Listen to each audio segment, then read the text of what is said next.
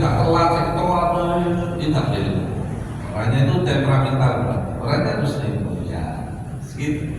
Di Lombok ya, orang berilmu ya gitu.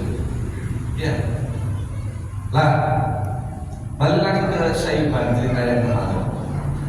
Jadi Imam Syafi'i itu punya teman, ya sekaligus murid.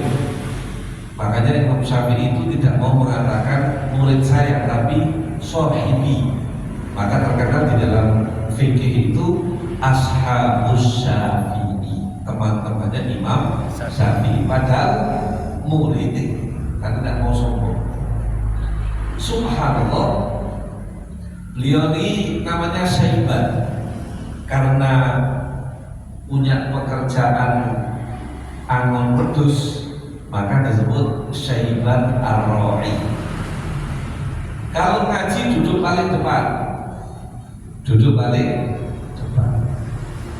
gak ngomong kita, ya bukan berarti nyindir loh ya. Ngaji paling depan, gak ngomong kita, tapi gak pernah telat ngajinya, itu selalu duduk depan. Hebat Syaibah. Ketika Imam Syafi'i sampai di kota Basrah, Irak, semua ulama haji termasuk Imam Ahmad bin Hanbal yang memang terkenal sebagai Amirul Mukminina fil hadis. 1 juta hadis itu di kepala beliau, 1 juta hadis. Hebat. Masih mau ngaji, ini luar biasa. Ya. Ketika datang kepada Imam Syafi'i, kata Imam Syafi'i, la ala Syaiban awalan. Jangan ngaji sama saya, ngaji dulu sama santri saya, Syaiban tukang angon wedhus ini. Faqala al-Imam Ahmad bin Hanbal la ala fadilatikum. Mboten, saya ingin ngaji langsung sama panjenengan. Kata Imam Syafi'i, la ala Syaiban awalan. Ke ini tukang angon wedhus ini. Sudah pikirnya Imam Ahmad, apa kelebihannya ini orang ngaji gak bawa kitab, gak hafal apapun. Masya Allah, suruh ngaji sama orang angon wedhus, gengsi dong. Ya dong, gengsi. Ustaz Husni suruh ngaji sama Rusdi, gengsi dong. Rusdi bisa apa? Saya suruh ngaji sama kadang-kadang Nanda, dia gengsi dong. Tapi itu seorang guru, Imam Syafi'i itu guru murabbi yang mengetahui isi hati santrinya, dididik oleh beliau, cekak sombong. Ngaji, lek ente ingin dapat ilmu saya, ngaji dulu sama dia, Syaibah. Akhirnya Imam Ahmad ngetes hadirin. Ya Syaibah, ma rabbiyukum idza ra'aita ar-rajula taraka rak'atan fi shalah nasiyan. Wahai Syaibah, gimana menurut pendapatmu kalau kamu mendapati orang sholat lupa 1 rakaat, ingatnya setelah salam? Jadi sholat maghrib contohnya 3 rakaat, 2 rakaat salam. Gimana sholatnya Syaibah? Ditanya begitu sama Imam Ahmad. Mikirin ini karena pengembala kambing, ingin roh ilmunya setinggi apa. Kata Syaibah jawab, ala madhabina ala madhabikum. Saya jawab pakai madhab saya atau madhab sampean? Oh, jawabannya keren deh. Kata Imam Ahmad bin Hanbal, hebat ini, keren ini. Gak ada orang bisa jawab kayak ini kecuali orang punya ilmu ini. Maka Imam Ahmad juga menunjukkan ilmunya sambil mengatakan ala madhabina wa ala madhabikum. Jawab dengan madhab saya dan madhab sampean. Kata Syaibah, ya Ahmad bin Hanbal, idza taraka ar-rajulu rak'atan nasiyan fi shalah ata intadakar qabla tulil fasli ata bi rak'atin thumma sajada lisan. rakaat lupa Pak Indra. Baru ingatnya itu nggak lama. Ala qadri raka'ataini minas sholat. Sekira orang kalau sholat 2 rakaat berapa menit itu? Baru ingat. Contohnya selesai salam, padahal cuma 2 rakaat maghrib.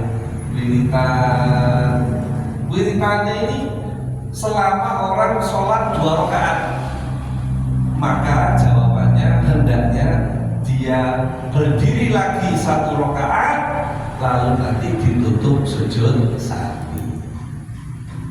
Imam Ahmad bilang masuk betul. Wa in tadzakara ba'da kulli faslin.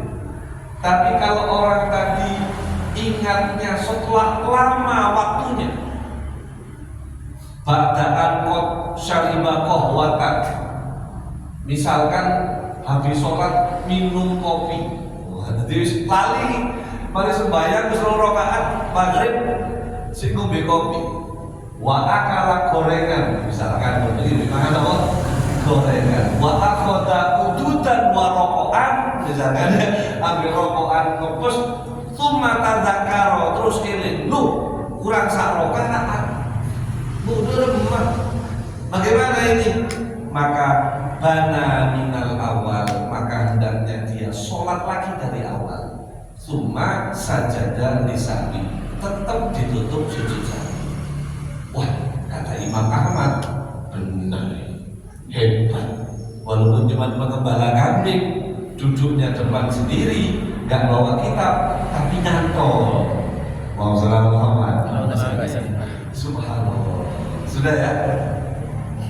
Imam Ahmad tanya lagi Pak Sahabat, wa kaifa bimadhabikum, terus bagaimana dengan madhab sampean? Dijawab, amma madhabuna nafsu madhabikum, adapun madhab saya sama kayak madhab sampean. Ghairu annana, hanya saja kita punya beda. Apa? Nasumu sanatan kamilatan kafaratan li ghaflatina fi sholat. Kami tambahi gara-gara lupa 1 rakaat, kami tambahi puasa 1 tahun penuh. Kok bisa sholat lupa rakaat? Kok iso?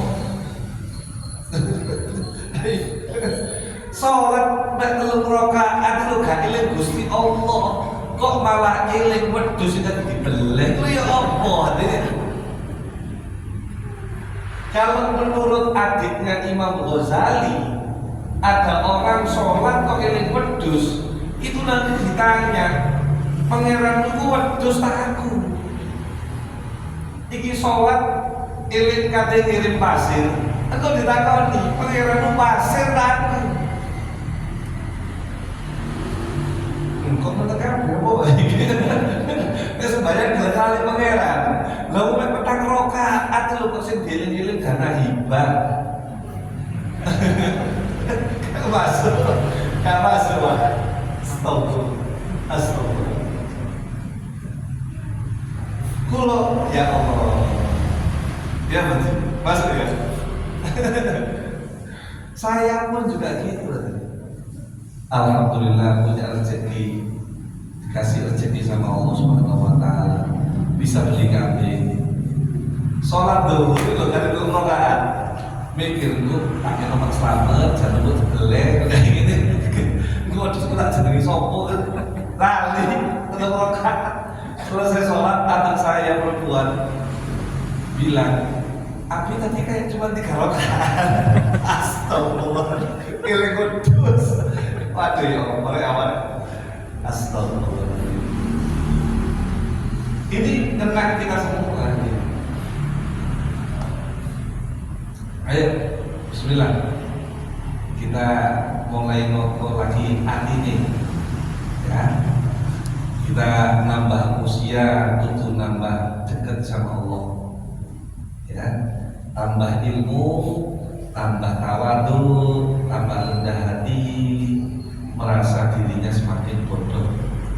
Kata Imam Syafi'i, kalau ada orang mengenal 1/4 seperempat ilmu, maka dia merasa dirinya yang paling ngerti ilmu. Kalau orang itu ngerti separuh daripada ilmu, maka dia merasa dia baru tahu ilmu. Tapi kalau orang itu belajar 3/4 ilmu, maka dia merasa, ya Allah, saya orang paling bodoh. Lek sing ngrasa paling pinter, sing ngrasa paling apik sembayangi, tapi tingkatan paling rendah di hadapan Gusti Allah. Tsumma taba al-Imam Ahmad bin Hanbal min dhannihi, maka Imam Ahmad bin Hanbal bertobat dari dugaannya, wa ta'allama inda Syaiban, dan belajar kepada Syaiban. Sampai terkenal itu di antara urutan nasab keilmuan, beliau sebut Syekhi Syaiban Ar-Ra'i, guru saya adalah pengembala kambing anu wedhus sing jenenge Syaiban.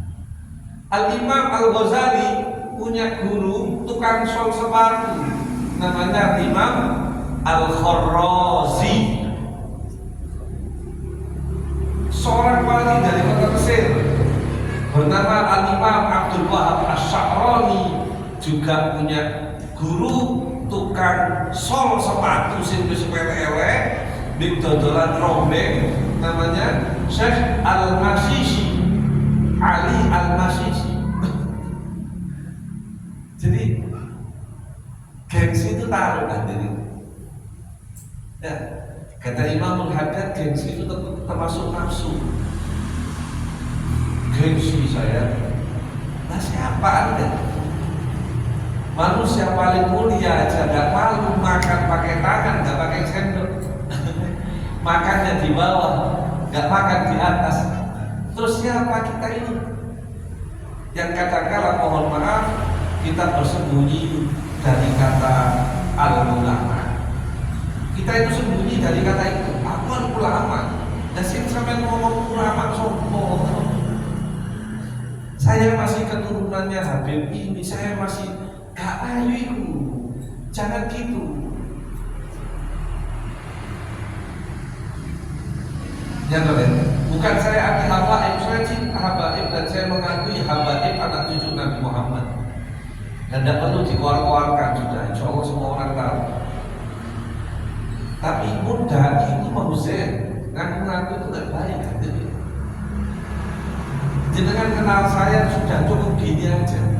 Misalkan saya mau sebut nanti nasab saya, jenengan jadinya kok ngono sombong ngono kalian itu. Jangan. Sudah. Ini tidak malu. Imam Ahmad bin Hanbal Amirul Mukminin fil hadits belajar kepada Anon. Justru nggak tahu ilmunya, ya sudah dari kita terima. Nah, baru dikatakan jenengan sempurna. Kenapa sih kok kita disuruh baca la ilaha illallah wahdahu la syarikalah lahul mulku wa lahul hamdu, yang tadi kita ajarkannya kalau selesai subuh 10 kali, lalu pahalanya akan disempurnakan semua kebaikanmu, akan dihapuskan semua kemaksiatanmu, akan diangkat setinggi-tingginya derajatmu, dan di hari itu panjenengan akan dijaga oleh Allah Ta'ala dari hal yang tidak mengenakan. Kok bisa dapat makom itu? Iya, mengakui bahwasanya yang paling sempurna hanya Allah, la kamala illa lillah. Itu prinsip kita, la kamala illa lillah. Sayyidina Umar Ibnul Khattab menyampaikan kesempurnaan itu lewat kebalikannya. Beliau mengatakan idza tamal amru bada nafsuhu. Kalau sesuatu itu sudah sempurna jadinya, maka akan kelihatan kekurangannya. Panjenengan bangun masjid ini belum jadi, belum kelihatan Pak, tapi begitu selesai jadi, tak lo ini kurang iki, gitu lagi.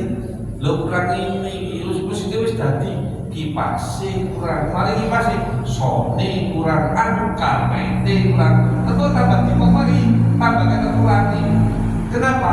La kamala illa lillah. Tidak ada yang sempurna kecuali Allah Subhanahu wa Ta'ala. Sayyidi Al-Habib Umar beliau mengatakan, al-kamal huwa inda rijal. Sempurna itu hanya milik orang-orang yang dekat sama Allah. Kata beliau, makommu tidak ditentukan karena tempat dudukmu. Makommu ditentukan bagaimana engkau memandang majelisnya Allah, majelisnya Allah. Walaupun duduk di paling belakang, tapi merasa dirinya hina, lemah, saya butuh majelis ini, itu orang paling mulia. Tapi masih lu ngarep, masih tadi kru, masih sing paling moyo angkat-angkati, tapi ngomong iki lek gak krono aku yo gak ono sing mari, mau kabeh krono aku. Orang itu rendah di hadapan Allah walaupun duduknya paling depan. Ayo, kan berkali-kali yang disikat itu.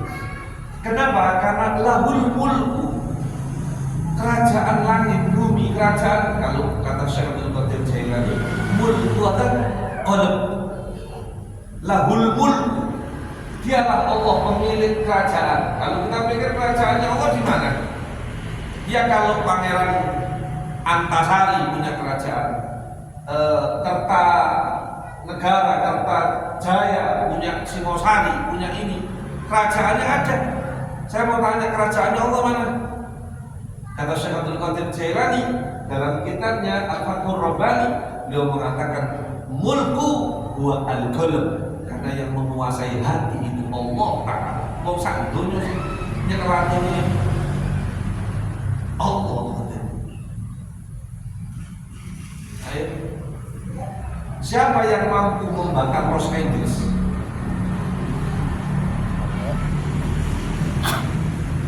Tidak ada dalam sejarah sejak berdirinya Los Angeles terjadi kebakaran satu kota sebesar itu, tidak pernah. Allah kalau sudah mau nanti ikut fire. Ayo, ya Allah. Ayo saya mau tanya sama dengan bagaimana kemarin 2 tahun, mulai tahun 2020 sampai 2021, 2022 pertengahan, Allah ingin menunjukkan kepada umat manusia Corona, Covid. Bagaimana saya mengenal satu keluarga penjual nasi goreng, punya anak 5, 7 orang tinggal di situ, orang tuanya pun tinggal di situ. Dihabiskan semua sama Allah Ta'ala, sisa 1 orang tok. Kadang kalau beli nasi goreng di sini tuh seneng. Kenapa? Saya ketemu anak-anaknya yang jual nasi goreng ini kemeruyuk seneng. Habib, sopan tetangga mulai buat hari. Sopan, alhamdulillah. Kalau sih ngakon itu loh Habib paling cilik-cilik. Lumayan. 10.000 udah oleh Habib ya, lumayan kan? Karena cilik-cilik. Maksudnya itu Habib itu.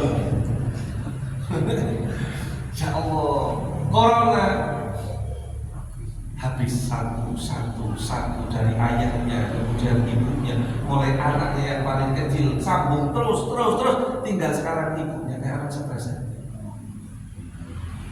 Dan lihat bagaimana Allah menyelamatkan panjenengan satu keluarga. Malah gak dari masker, gelodok aja, los, ono DPI singit-singit, oke, wis tetap sholawatan, burdan di kampung Kebalen. Ya, keliling, ngewonco, jadi wong duro, lek ono balak, baca budak keliling, tidak ada yang mati. Lihat bagaimana Allah mau menunjukkan, hada mulki, ini loh kekuasaanku itu. Satu dunia ketakutan Covid, hadirin, ono si ngomong bener, gak ngurus, saya tidak lihat itu. Lihat bagaimana Allah Subhanahu Wa Taala punya kuasa. Kita tetap di bawah langit yang sama, kita tetap bertemu dengan matahari yang sama, kita pun berjumpa dengan bulan yang sama, dan yang berubah.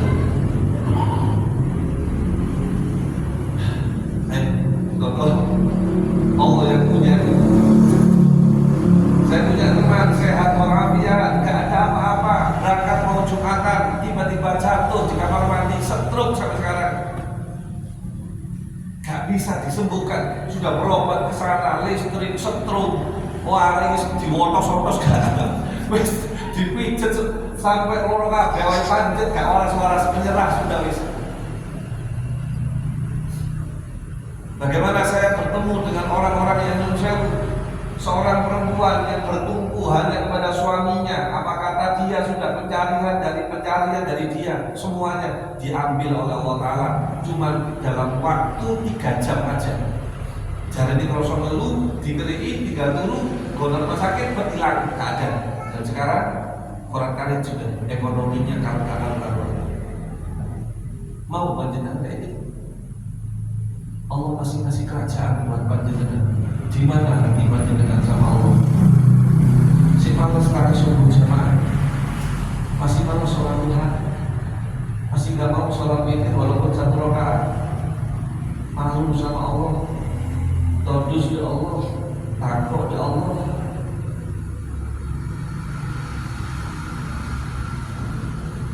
Boleh mikir satu-satu. Tanya Kaji Arifin, pernah dijatuhkan sejatuh-jatuhnya? Ya dia, sejatuh-jatuhnya dia. Sekarang diangkat oleh Allah. Dua iki, bangun rumah, tuku emas ini. Mana terima kasihnya sama Allah? Bagaimana difitnah di kampung? Ayo Ji, aku menangi kabel gitu. Ayo, dipikir. Makanya ketika subuh baca ini itu direnungkan. Dan bagaimana beruntungnya panjenengan dipertemukan dengan Roh Suci Nabi Muhammad di kota Madinah. Ya Allah, enak. Bisa ke sana dengan cara ajaibnya Allah.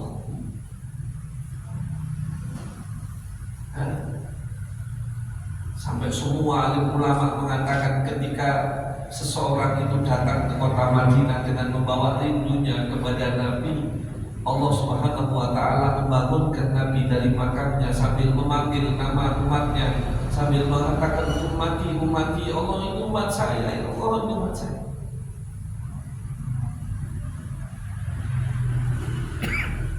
Yang sudah pernah ke sana, ya Allah, bersyukur. Kerajaan Allah luas. Bagaimana kita dipertemukan dengan majelis-majelis yang isinya itu Nabi Muhammad, kalamnya ulama, duduk dengan cucunya Nabi Muhammad. Coba di ngaca diri dulu, ojo sih. Kita siapa, mereka siapa? Diri mau biasa, mau bodoh. Apa ya awet diri gak iso ngaji, gak iso maca Quran dulu.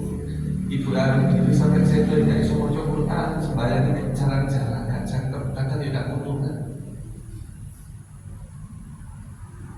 Bener, gimana nih?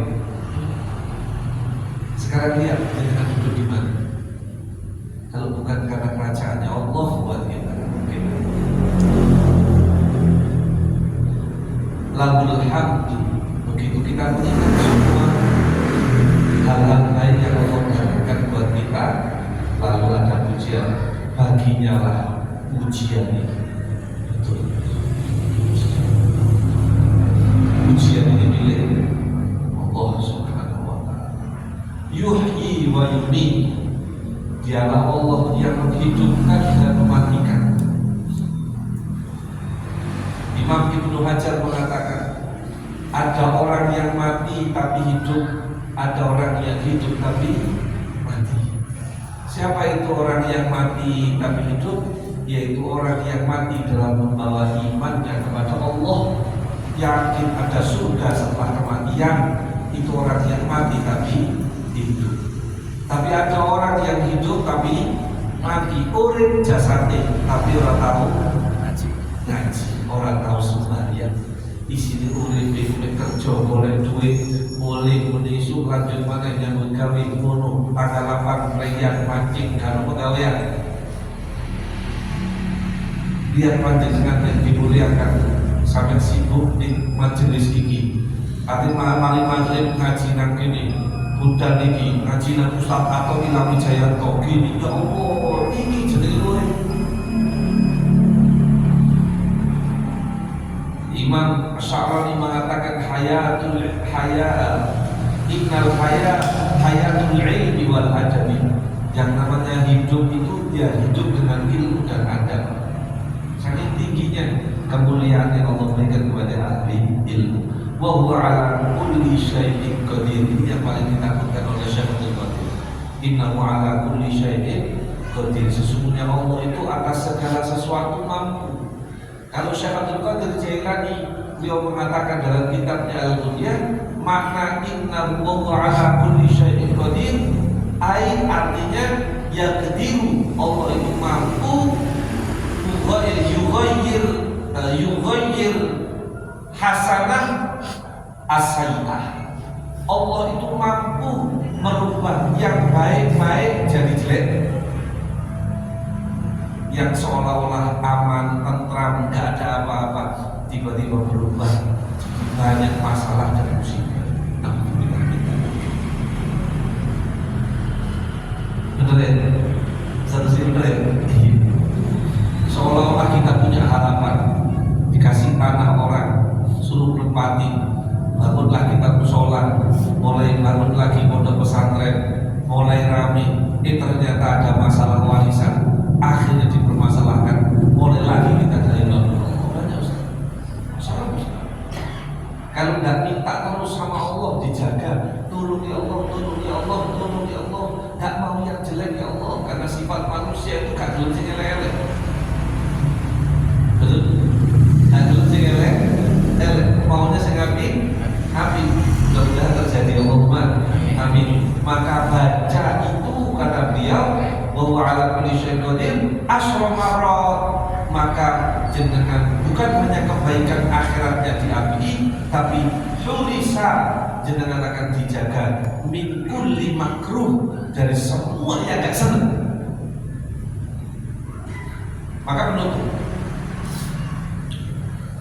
Al-Imam Abu Zakaria Al-Ansari beliau mengatakan, aku tidak meninggalkan wiridan la ilaha illallah ini pada subuh bertahun-tahun, karena aku merasa kalau aku tinggalkan ini maka hal yang buruk itu akan menimpa.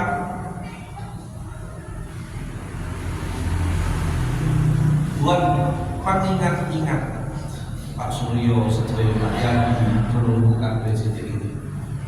Kalau kita ingin enak-enak baca itu, jangan ditinggal, jangan ditinggal. 10, tidak makan waktu 1 jam, tapi fadilah besar. Apa soalnya saya mau tanya, sih kepingin delok anak-anak putu-putu dalam keadaan sehat walafiat, yo rasani loro anak-anak di kasur, gak iso lapo-lapo, tapi sih ketemu anak putu, purun betul. Kalau nggak mau baca ini, 10 kali. Ya. Ada yang kepingin di sini kira-kira baik orang bojone selingkuh di wong lanang atau mungkin mbak-mbak mungkin atau begitu lah kata kemarin atau begitu, tidak ada baca ini. Karena urisa minat makruh dijaga jenengan sing dawuh Kanjeng Nabi begini ya, teorinya itu mudah. Kalau yang ngomong itu saya, jenengan percaya, misalkan saya bilang sing derek JR dan Sumawi akan ada undian dapat 1 ekor kambing, percaya? Percaya? Percaya? Ya aku percaya karena saya sudah siapin. Saya sudah siapin akan ada undian buat jamaah dapat 1 ekor kambing. Percaya tidak? Saya bukan Nabi. Nabi Muhammad niki wis nyepakno swarga gawe umat, hadisnya panjang dan itu musoreh disalahkan dan hadisnya sahih. La ardo wa wahidun min ummati finnar. Ya Allah, Allah betul ridho kalau masih ada umat saya di neraka, ya Allah. Tidak mau Nabi Muhammad. Artinya Nabi mesti pakno surga. Terus Nabi mengatakan ini, barang siapa yang membacanya akan dijaga dari segala hal yang tidak menyenangkannya. Sama sih kalau coyo, sama sih gak gelem ngamalno.